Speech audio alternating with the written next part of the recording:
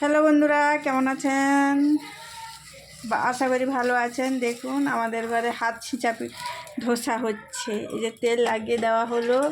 এবার ওইখানটায় যে চালের গোলা আছে, জল করা মেশানো, এটা হাত দিয়ে ছিঁচতে হবে। দেখুন এমন ছেঁচা হচ্ছে।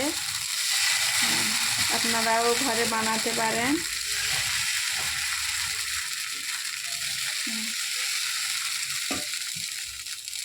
এটা ঢাকা মেরে দেব। হয়ে গেছে। দেখুন এটা সাউথ ইন্ডিয়ার এটা ধোসা। হ্যাঁ, এরকম সাউথ ইন্ডিয়ার লোকেরা এরকম ধোসা খায়। আর আমরা কী বলে